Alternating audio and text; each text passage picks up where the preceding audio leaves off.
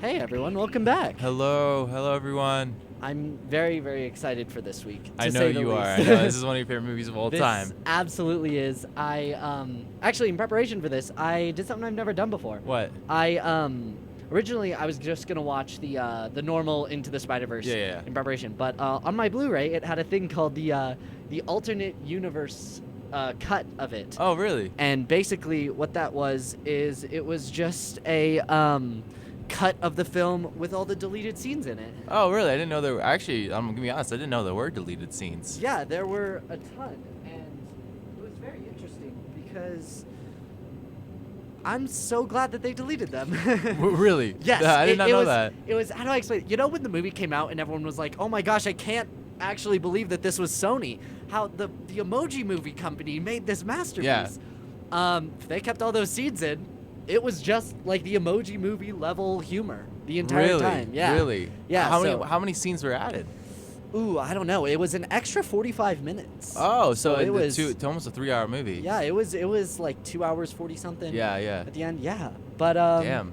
They're animated fine, or could you tell they're deleted scenes? they were animatics. Got They it. were- Got yeah. it. So I see.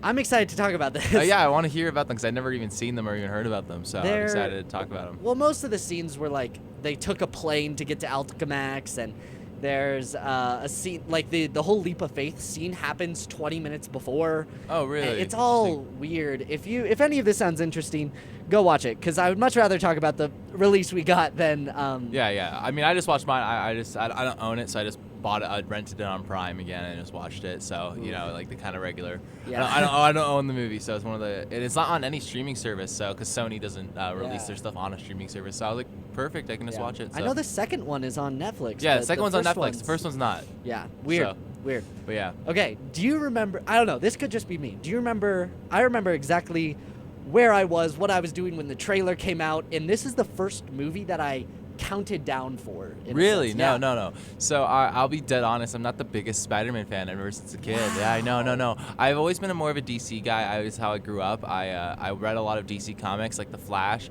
and I've never had a good Flash adaptation to ever talk about. So I can't. And I've never really had a good DC adaptation besides obviously the Dark Knight trilogy, which has been beaten to death, and then you also have the Joker, which is to each their own, and then you got the new Batman, which again has been beaten to death. So anything that's not Batman related is in DC has not been good, and that's the only thing that I really grew up on. But then I love Spider-Man. I love Spider-Man 1, 2, and 3, the Sam Raimi trilogy. Yeah. I grew up with that a little bit with 2 being my favorite. I really loved Doc Ock as a villain. Mm-hmm. And then as I grew up, I really didn't like adhere to many of the superhero Marvel characters until like everyone started adhering to them. Like, oh my God, this big guy. When Guardians of the Galaxy came out, everyone's like, oh, this is really a cinematic universe. And then I started really caring about it. And then when Spiderverse came out, I remember being excited for it. And I did see it opening night. But I wasn't what's the word, counting down the days. I wasn't doing anything like that. Yeah. I saw the trailer for the first time, and on YouTube when Sony put it up, and I was like, for the first 20 or so seconds, I was like, oh, this is going to be really exciting. This looks really cool. But then I heard that one scene in the trailer where he's underground and he yells, Brooklyn! And it like echoes. And for whatever reason, that one line, I was hooked. I was in, counting Really? down the days. And I don't know why. It's such a... my Nike. It was such an insignificant part of the thing. But one thing I do like about this, I was going to adjust the camera real quick. oh yeah, go for it.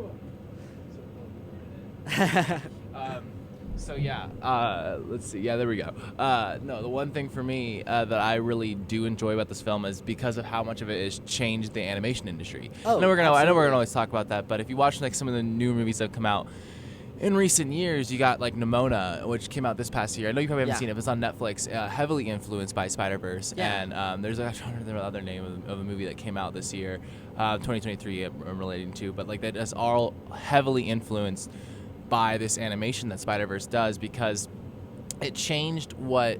What's that one called? It's the League of Legends Arcane. Yeah. Like Arcane is also very popular and is very heavily influenced by the animation of Spider-Verse.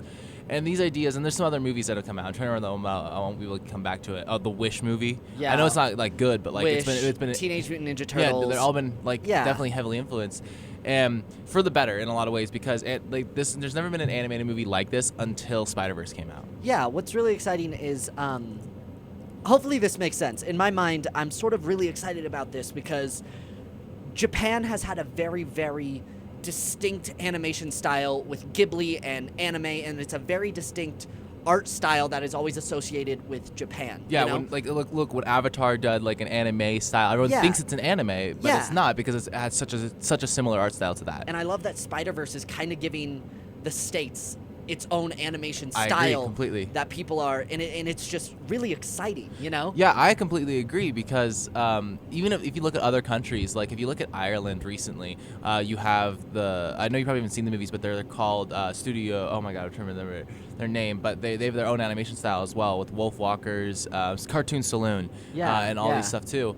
And I don't know, it's just like, so now it feels like we have our own animation style. It's not just like the cartoons that we remember from our kids, which is like, don't get me wrong, they're great and they're influential. Like, you got the SpongeBobs, you got the Mickey Mouses, you got all of those. But as soon as we moved into the 3D world and our animation was how it was supposed to look, we just had this blob of Pixar characters and the blob of Minions, and it just felt like you don't seem excited for Despicable Me 4. I'm. But yeah, no. So I think Spider-Verse is done just a complete net positive for animation. Absolutely, absolutely.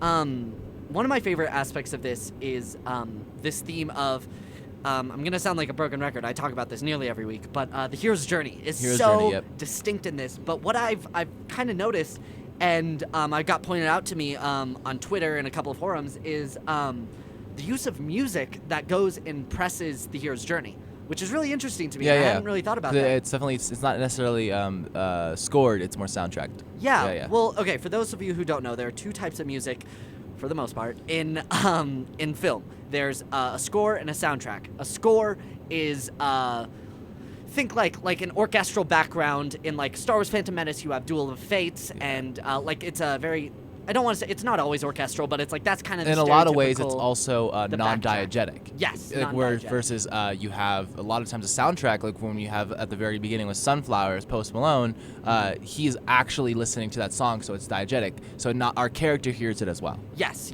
In the context of Spider-Verse, I'm pretty sure. Yeah, no, this is right. All the songs that have lyrics are a part of the soundtrack, whereas all the ones that are just scored are part of the score. You know? Yeah. And what's interesting is it's set up at the beginning that basically the known and unknown world is a very thing written by Joseph Campbell in The Hero with a Thousand Faces. The soundtrack is the known world. That's the very first thing that's established, is Miles' connection with music and with art, and that's where he's comfortable. And most of the soundtrack is only played before he leaves the known world, right? Yeah. The only song that is played is Hide by Juice WRLD when they're in the spider dungeon and all the spider people are beating up on him. And he reverts back and he turns invisible and he's going up the elevator and they play Hide by Juice WRLD because he's reverting back to this known world. I can't do it. I give up. I quit. Whereas everything else, all the other songs are in the known world, whereas all the rest of the score is in the unknown world. Gotcha. Okay. Hopefully that made sense. I know I was rambling. No. It made a lot of sense. I was listening to it. Okay. Cool. I love the music in this. Yeah, I know you do. Yeah, so I know much. you do. Yeah. It's fantastic. I mean, like, you can't talk about Spider-Verse without talking about its music. It's something that is absolutely integral to the film, because our character of Miles, the first scene we ever see with him is his headphones on. Yes. Like, he's listening to music. You can tell it's a big part of his culture. Not just like his culture with his parents and like how he exists in society, but just his culture. Period. Him. It's interweaved into his identity. Yeah. And even though you can tell that he's an artist by any means, like physical drawing artist, that's what he definitely is more passionate about. You see the graffiti with oh my God, Uncle Aaron. You see all that. But yeah, that's very integral to him. But in the same vein, he doesn't do that without his music. Yeah, so creativity is sort of just flowing through him throughout the entirety of the film. Yep. Let's talk about the setup and payoffs that are in all of this, and then that can lead us into genuinely one of the greatest scenes ever written for cinema. I know what you're talking about. Okay, so setup and payoffs are, there's this concept of Chekhov's gun. I know we've talked about it a few times in the show, of if you show a gun in the first act. It needs to be fired by the third act, yeah. or else why would you show the gun? You Exactly, know, yeah, that's yeah. the theory of Chekhov's gun, and you can see this throughout the entirety of it. I'll skip that one in my notes because I want to come back to that one. The first one is when Miles gets his suit from Stan Lee. Stan Lee. From gotcha. Stan Lee. The makeshift suit, Yeah. not the one that he got from Aunt May. Yeah, like there's a reason he's wearing a Party City suit Yeah. for most of the movie, right? Yeah. That's not on accident. No. And Stan Lee says the line, it always fits eventually, you know? It doesn't fit him yet. It's large, it's baggy, it's kind of gross. And because he's not himself yet. He's not a Spider-Man yet. No. You know? If you want to dig deeper into it, there's certain leitmotifs in the score of, oh, this is the Spider-Man, this is the Miles leitmotif, and then they mix together at the end. Yep. But that's... I'm not going to get into it. Yeah, exactly.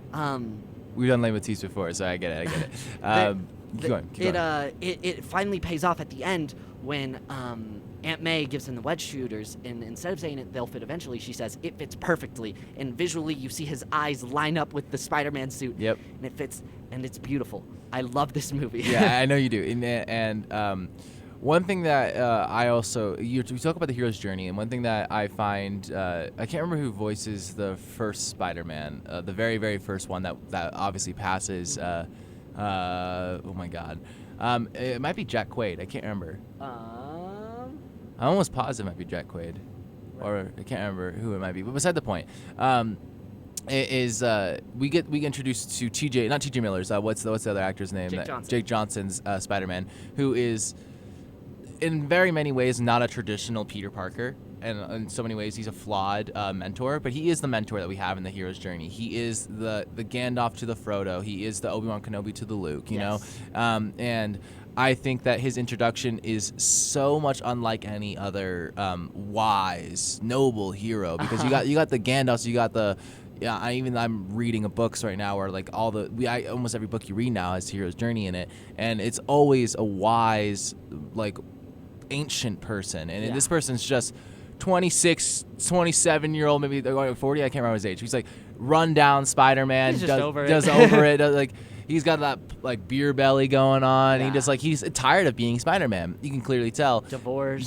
Yeah, divorce. That's the big one. And unshaven. And I just think that his introduction just completely changes the trajectory of the film, because you start, I'm the one and only Spider-Man, and then like the very opening scene where it's like, I'm the one and only Spider-Man. All the comics are going by and stuff like that, and then that Spider-Man dies. Yeah. By Wilson Fisk, because then he get like stomped on his head. Yeah, or something. he gets smashed. Yeah, smashed. And and then all of a sudden, we get introduced to one of the cooler characters, and then obviously we get all the side characters and stuff introduced later too. But I just think that then you get to the scenes where they're in like Wilson Fisk's like laboratory when they're trying to like not the particle accelerator. The super collider. Super collider, yeah.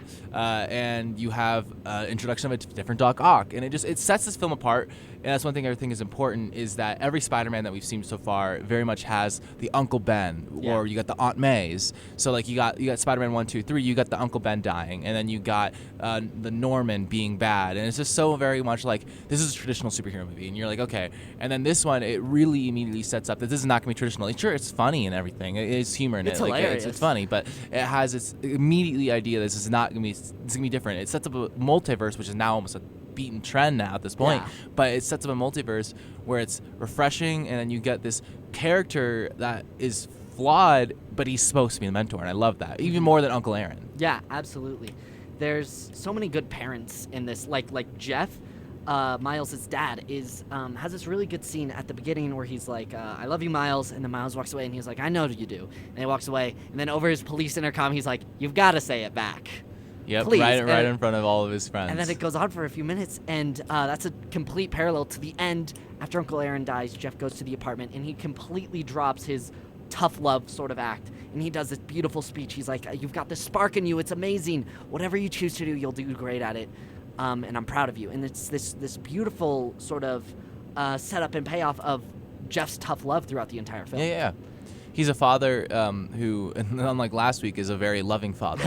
He's a very even though he, like, obviously every kid has their, and you see this a lot more in the second film, battling with, like, your parents, because, you know, like, it's struggling because Yeah. he like where the whole plot of the second film is now leading to the third film, he got angry at his dad and now he's trying to go save his dad. Yeah. Kind of thing like that. And so, but at the end of the day, he's still a very loving father, and you get in the second film again, Gwen Stacy's father as well.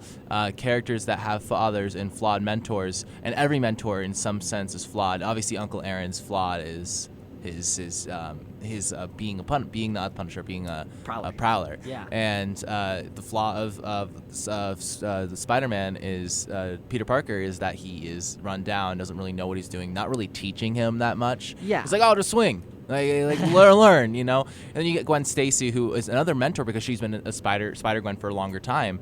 And again, they're all not really teaching him, and he's just learning on his own. And he always feels like he is inadequate in like every aspect of his life. And I think that Miles is one of the more relatable Spider-Man because even though we see Tobey Maguire's Spider-Man try and fail, it kind of immediately starts going for him, and I don't know, it's like a traditional superhero movie. You don't really see him fail in the sense of like that he's a kid, and like in the same sense of like Andrew Garfield's. He's not really a kid failing, and he's not failing in the sense that he's like 17 years old. And I think that's what I really, really love about Spider-Verse is that it's just such a, in so many ways, the thematic points of it are down to earth in a very surreal, and then in a very surrealistic setting. Yes, I can go on and on and on about this film. Do you want to talk about What's Up, Danger? What's Up, Danger? Yeah, sure. I'm itching to. Yeah, go for it. Go for it. I want you to go for it. This is my favorite aspect of the film. This is all of the setup of the entire film is finally paid off. Because Miles does not fight a single person for 90% of the movie. No. Every single time he's running away. At Aunt May's house, at Alchemax, he doesn't fight a single person. Yeah, there's a deleted scene where in Aunt May's house where he's like, I've never fought anyone before. Yeah, like he doesn't fight Doc Ock, does he? No, he doesn't. Oh my God. He doesn't. He just runs away from her. He runs away from everyone. Yeah. And he's like, hey, I want to go to Alchemax. I want to save you. And Peter's like, you can't. You're not ready. And Miles, with this beautiful scene, is like, how do I know I'm ready? How do I know? And Peter's sweating up, and he's like, you don't, Miles. It's a leap of faith. That's all it is. A leap of faith. Literally. And that's when Jeff comes in, and he gives his speech, and that sets something off in Miles. And he does his Venom Blast, and he turns invisible.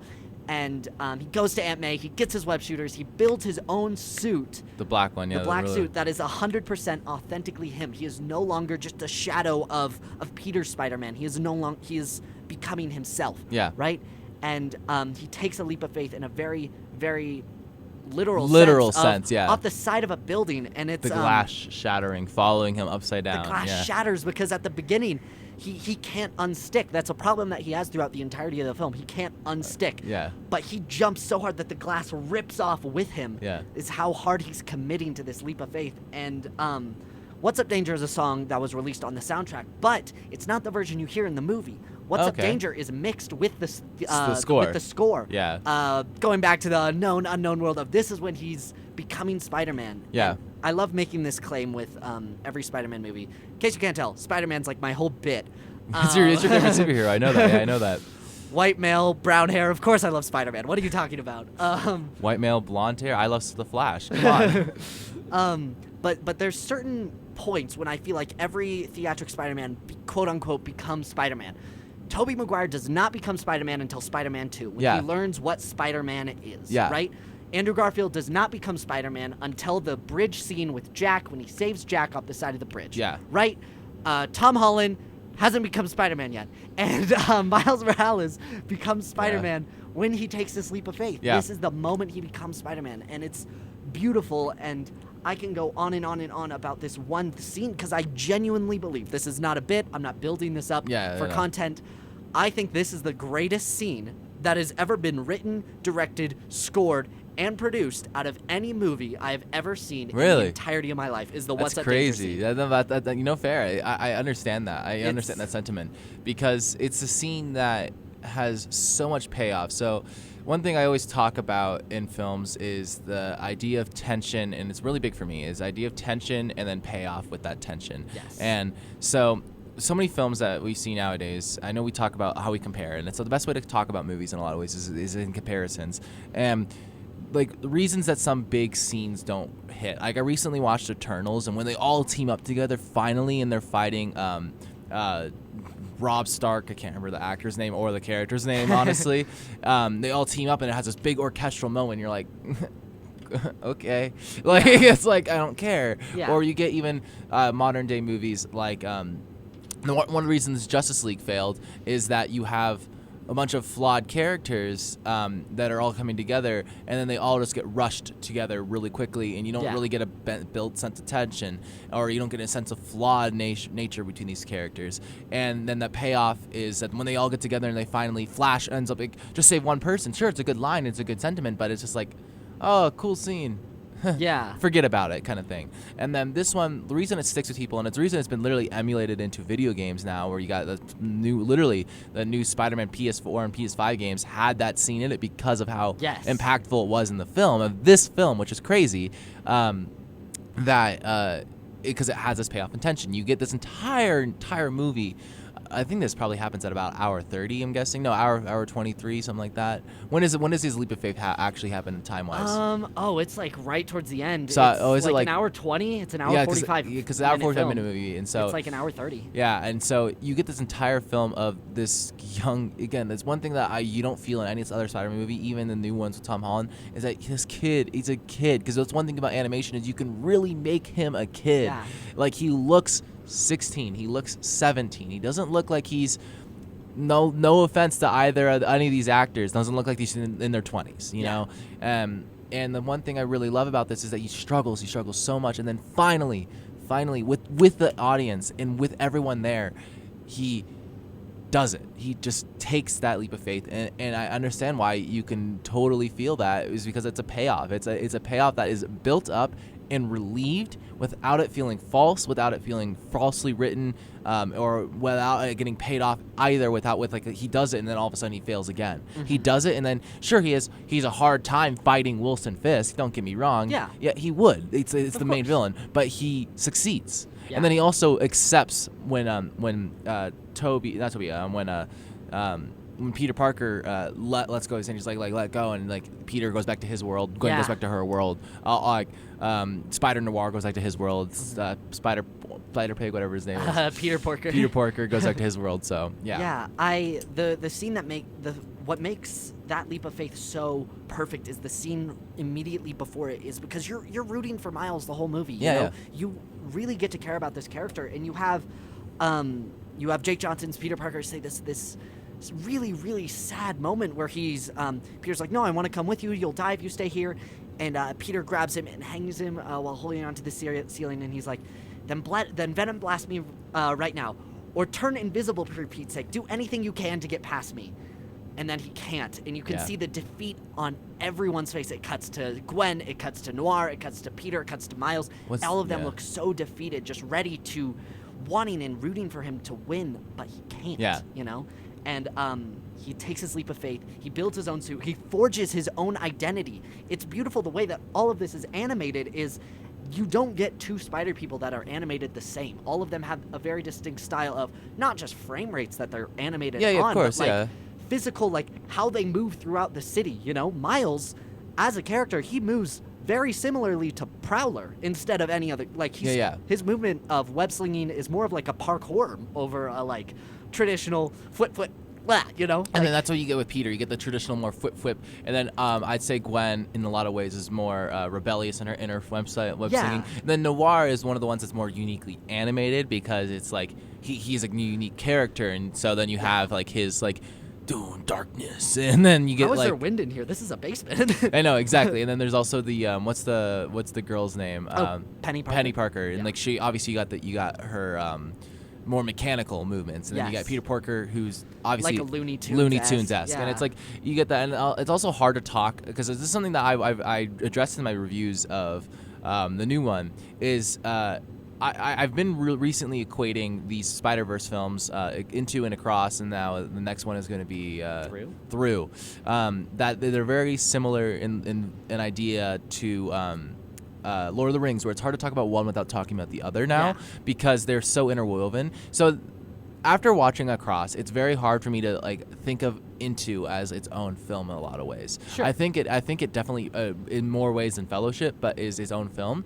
But you end the film and then you get an idea of a cross where they're all together again, and that is another film where I think it's very strong with Miles and this idea of now he is Spider-Man, but then he's again into an unknown world, and there is a different kind of enemy in that. But I don't want to go into the movie that we're not talking about.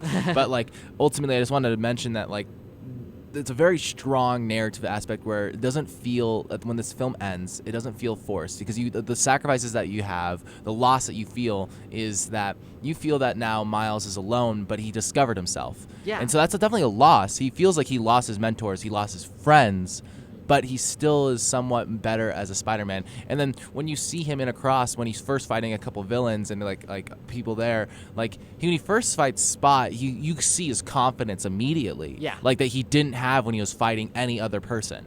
And one thing with that too is that when he does find out his friends are back and he can interact with them, he's ecstatic because that was his loss at the end of the film besides Uncle Aaron. Yeah. Yeah, it's... Which I guess is the only beautiful. Literal loss that he has, yeah. Well, also there's the growing through expectations. That's a huge theme throughout the entire film of these great expectations that are put on.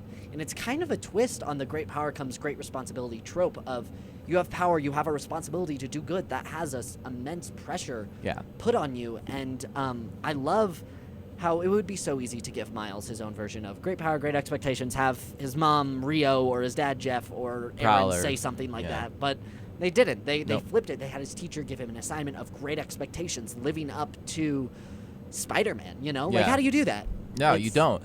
And it's these more than anything else, more than any superhero movie, this feels very human, and because it just he's a kid. That's what I keep going back to. Is he's a kid.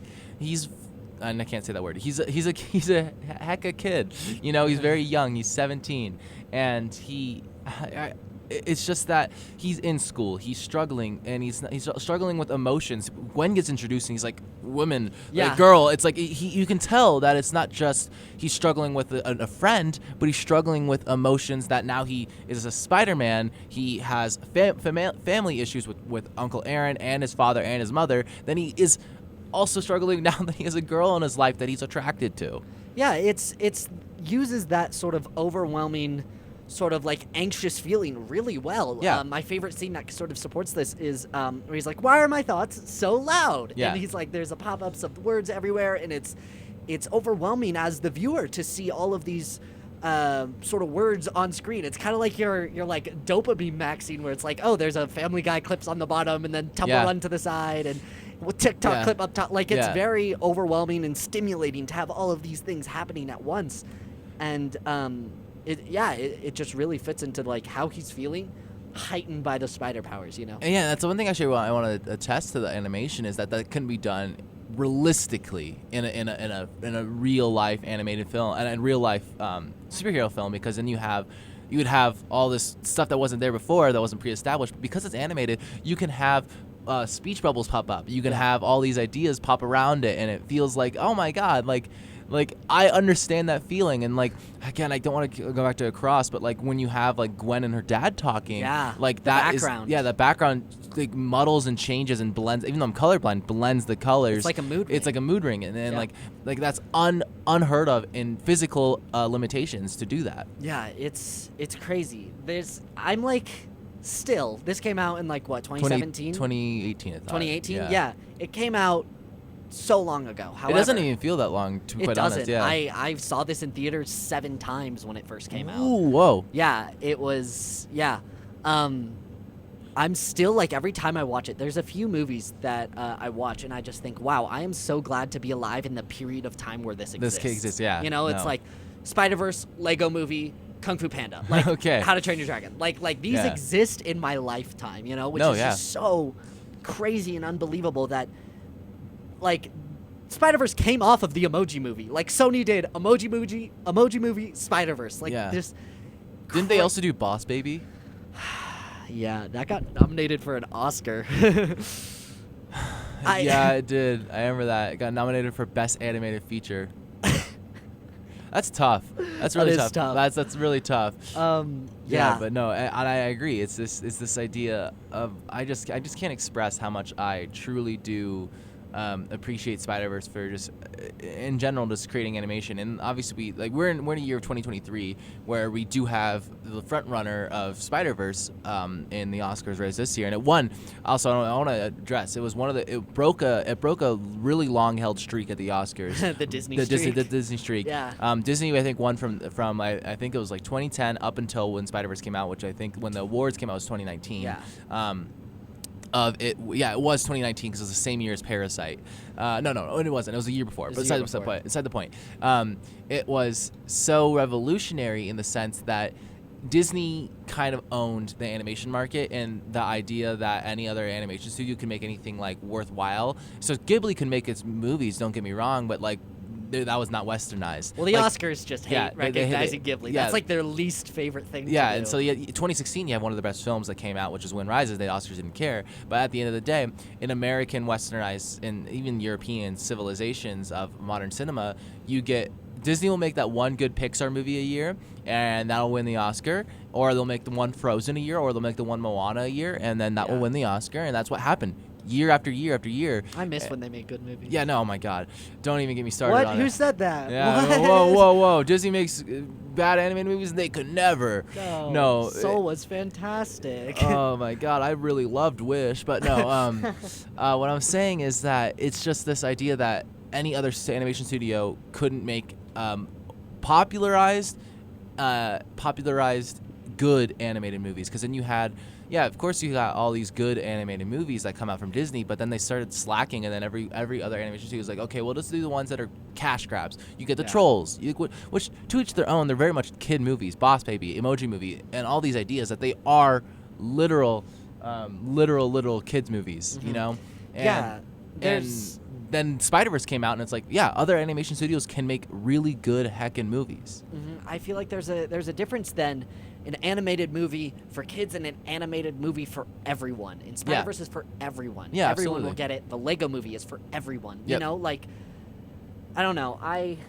It'll be a whole different talk for a whole different day, but the state of like modern animation and children is hard. It's crazy. One thing that's I think is one of the most atrocious things to do for yourself is go to a opening day weekend animated movie release. It is horrible. Even if it's a movie that you think is genuinely going to be great, like Spider-Verse or like Across the Spider-Verse or anything like possibly like a new Pixar film or a new Disney film or even like a new DreamWorks film.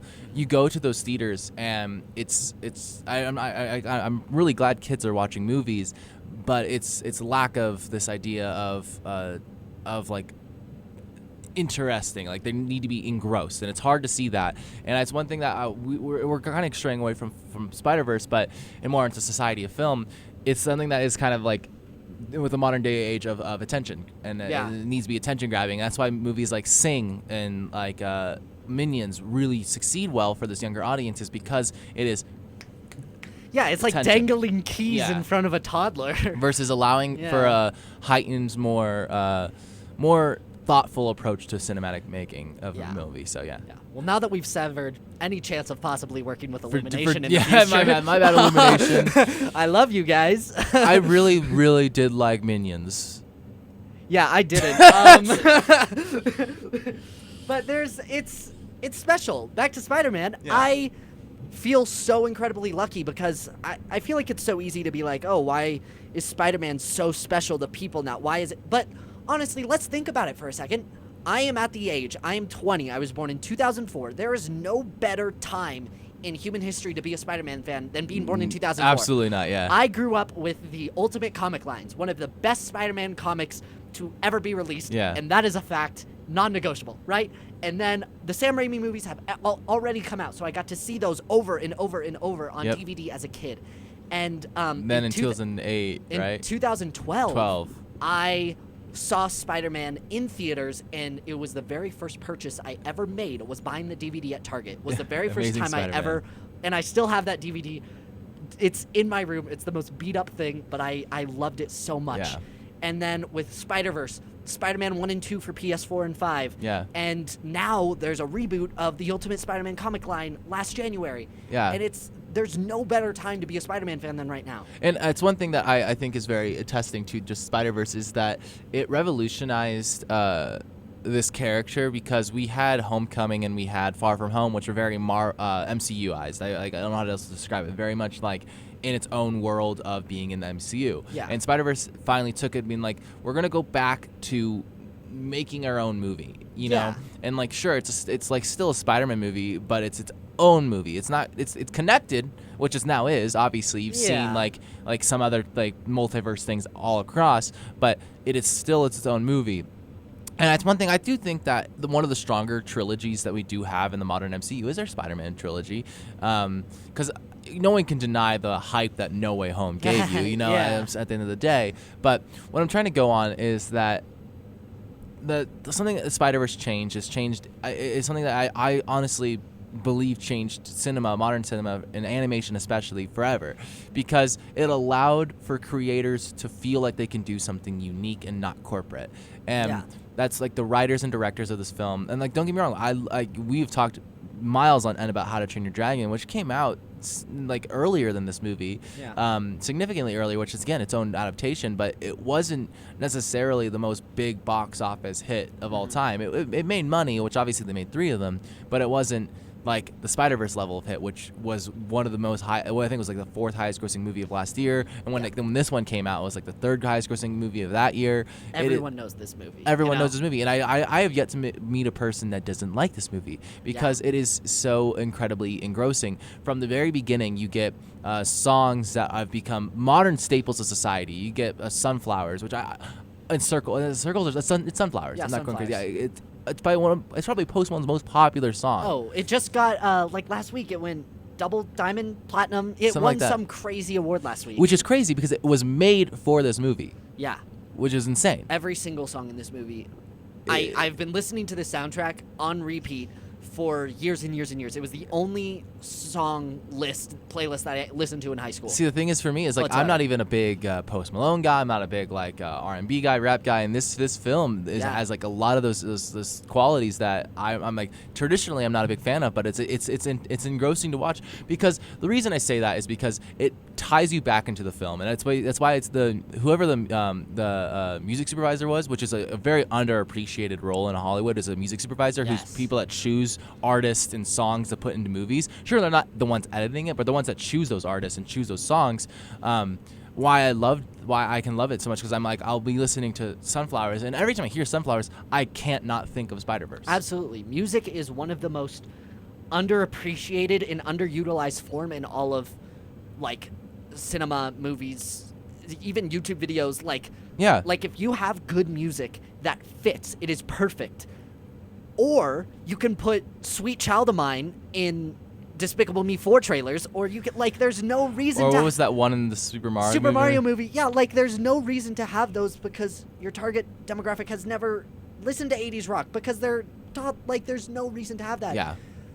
Whereas Spider-Verse, every song is original. Yeah. Every song in the movie was written for the movie. Yeah. You know, it's... And it's something that I think is so transcending with this film. And then one thing also, we're kind of going on many different tangents for this film, and it's because it's easy to do it, because there's so many good qualities to it, is the side characters of this film. And some of the side characters are pure comic relief, because this film has some need of it in some instances, because a lot of the comic relief comes from, but like, some funny enough, like the text blurbs on the screen. And it's funny. The reason I'm laughing is because the bagel one was my favorite one I took a bagel. And then that became the villain of the new one, which I don't know if that was ever planned. I don't know, but it's one of my favorite blurbs. But then like Peter Porker, absolutely a comic relief, but. And then you get Penny Parker, and you get honestly my favorite iteration of Doc Ock since 2002, because I don't think the No Way Home Doc Ock was all that great. No. You get is Olivia. Olivia Octopus, right? Yeah. Olivia Octopus. Her friends call her Liv. Liv, yeah, her friends call her Liv. My bad. And I think she has a unique style as well. And I think that Wilson Fisk in his animation style is so imposing, and it's just like It's every so silly. character, it's just this giant dude He's with huge. a tiny head, and it's just like this idea of every character getting their own quality and honestly great traits to them. Because I really, really do love Penny Parker. I really love Spider-Man Noir. I really love Prowler. I really love his dad. I love every character because it doesn't just feel like a rehashed Spider-Man or like a copy of a Spider-Man where it just feels like, oh, there's just another Spider-Man, okay. Yeah. Or like you get, oh, there's another villain because of multiverse. It just feels like each character gets their own trait, and I love that. Well, even the comic relief characters of Peter Porker, like, he's a pig, and he's so funny. Voiced by John Mulaney. Yeah, voiced by John Mulaney, and his backstory is like, oh, I used to be a spider, but then I was bitten by a radioactive pig, and then I turned into a pig with spider. It's so silly and goofy, but he has moments of being real. He's not just like a no tea, no shade, no hate. He's not a tomater only comedic 100% of the time. He has a range of emotion.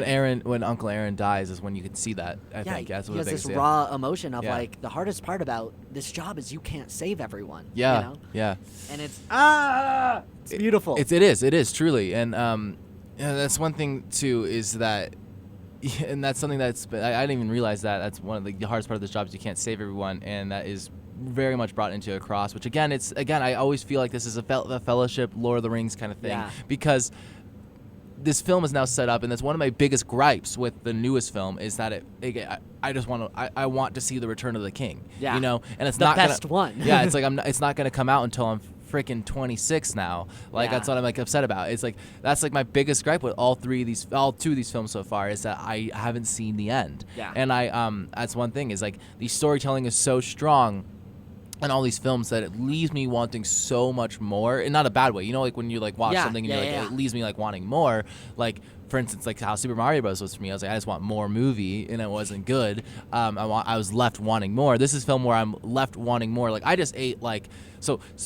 But my analogy is going to go to food. For Super Mario Bros., I just ate like a sleeve of Thin Mints. I loved it, sure, maybe a little bit, but I feel kind of gross afterwards, and then I'm like, man, I want some more Thin Mints and just to feel more gross. This one is like, I just ate my favorite meal from all time, and it's like, I'm stuffed. I am like, my belly is full, and I don't even eat that much, and then all of a sudden, it's ended, and I'm like, man, God dang it, I want more. It's like, because I do, and this film is really strong with that because it's such a strong narrative throughout the entire film. It is.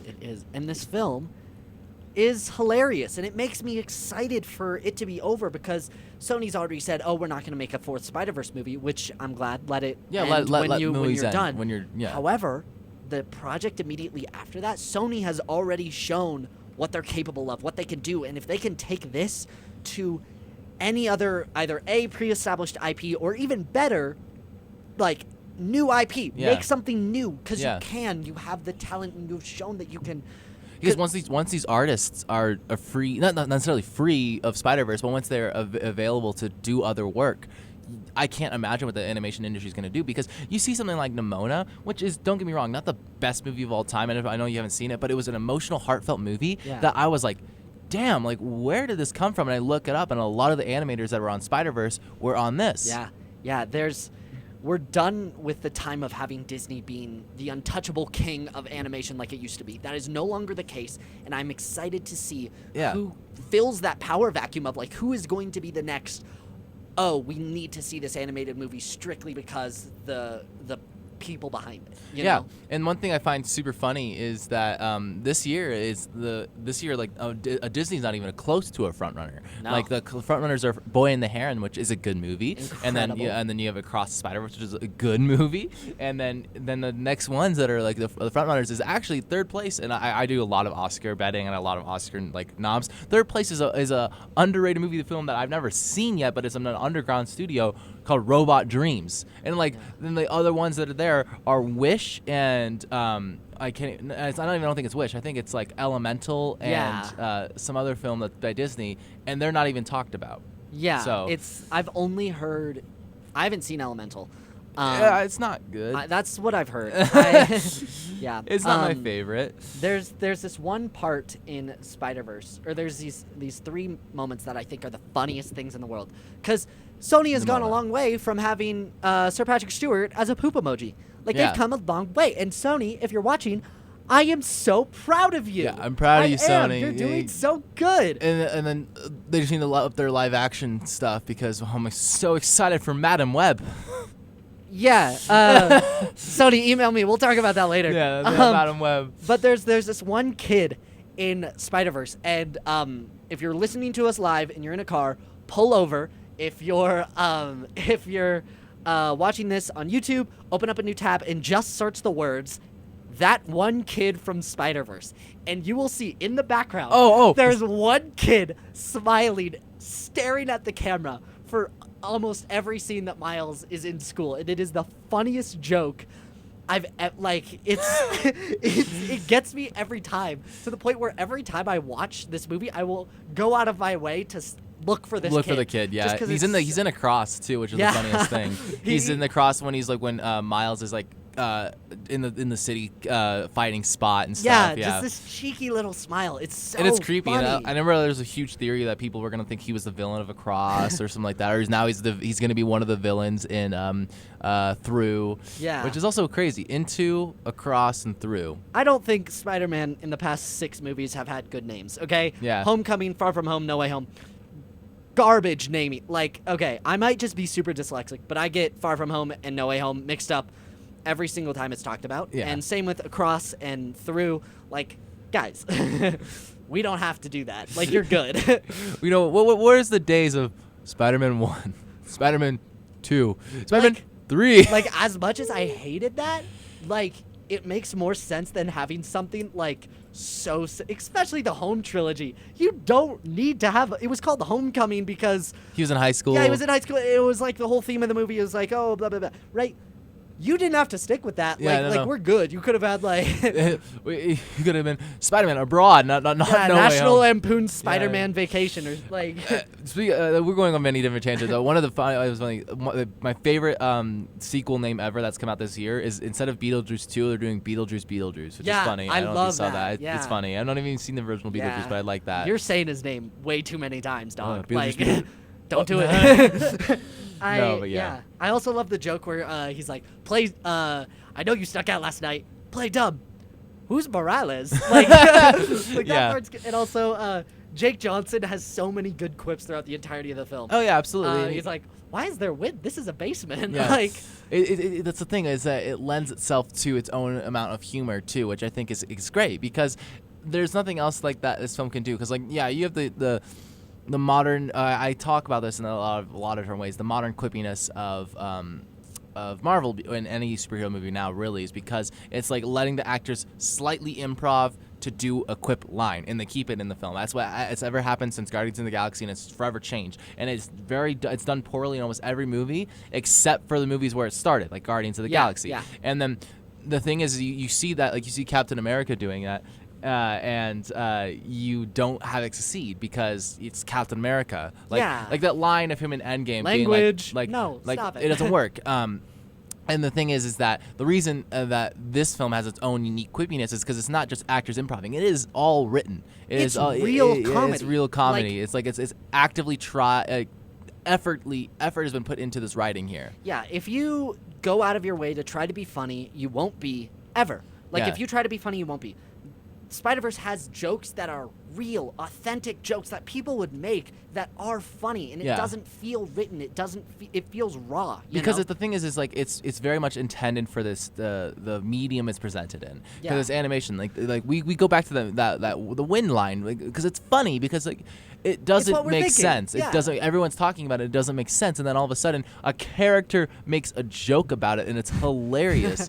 And then even in the new one, like the spot where he's like, where stuff is falling out of him, and Miles like, I don't think that's supposed to be happening, and stuff like that happens, and it's funny. Or even like the little baby, like the little baby in Across, you get all these moments of this little character who is just funny because it's a baby being let to be a baby, and it's just hilarious. And the jokes fit in the context. Peter B. Parker, Jake Johnson, divorces Mary Jane because she wanted kids and he didn't, and at the end, Peter B is like, Miles, I love you. I'm so proud of you. And then Yeah. he's like, do I want kids? Yeah. I don't think now's the time to be, discussing this right now. It's so funny and real, you know?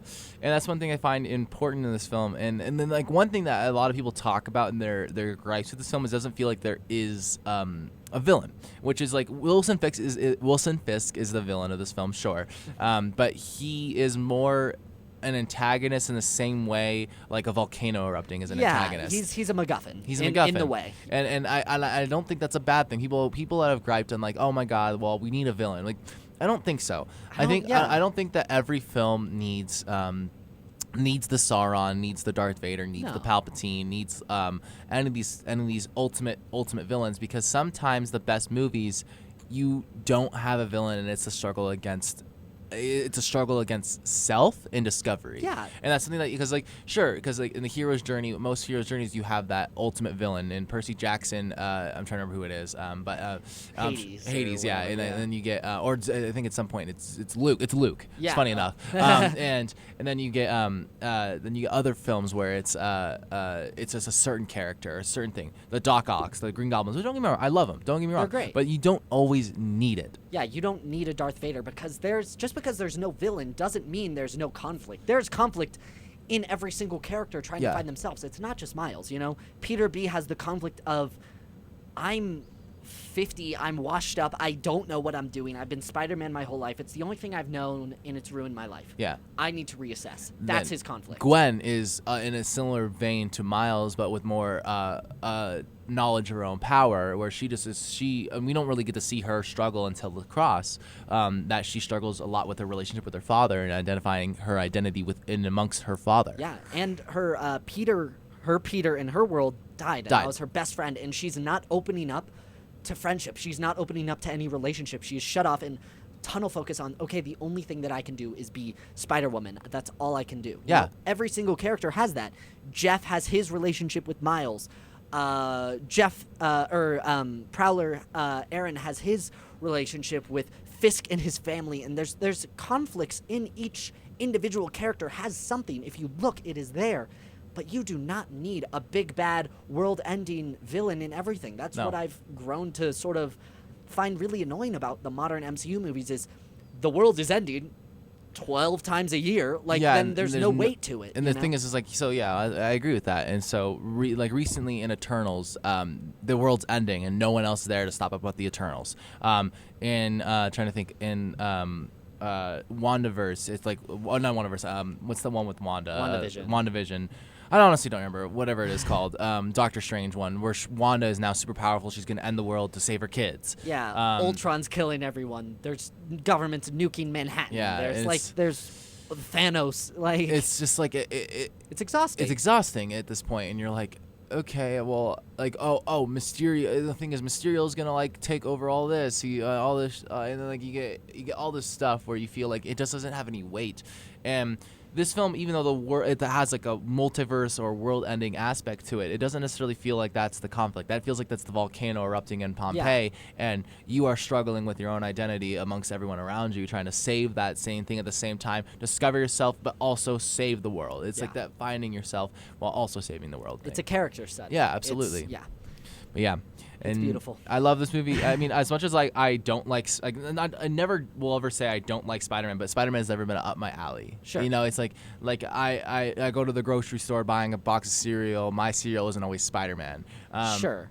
I'll go to the grocery store and anything that has Spider-Man labeling on it is going into my cart, regardless of how much money I have. Exactly. And so that's what I'm saying is that I find it unique that I can love a movie so much that I really don't like connect with that character, because I think it's important to have that idea is that not everyone is going to be a superhero fan, not everyone is going to be a Spider-Man fan, but that's what this film really succeeds in, is it makes it so it's just not just Spider-Man. It's not just this idea of, oh, I'm watching another superhero movie with my kid, or I'm watching another superhero movie with my friends because it's the only thing to do. I'm watching this movie, and it's a movie. It has a superhero backdrop, but it's universal. It's universal. Everyone. It's universal for everyone. And it's like it's that same feeling that you get when you're watching something that is like maybe an Oscar winner or whatever, or maybe a film that connects deep with you in your soul. it's just that ultimate setting for you. Yeah, it's beautiful. It's beautiful. Yeah. Yeah. Anything else you want to say before we head out for today? Nah. Go watch the movie. Please go watch the movie. Watch Across. It's on Netflix. This one you have to rent, but Across you don't. Yeah, watch all of them and DM us on Instagram. Let us know what you think. I would love that. Yeah, love you all. We'll see you next week. Peace.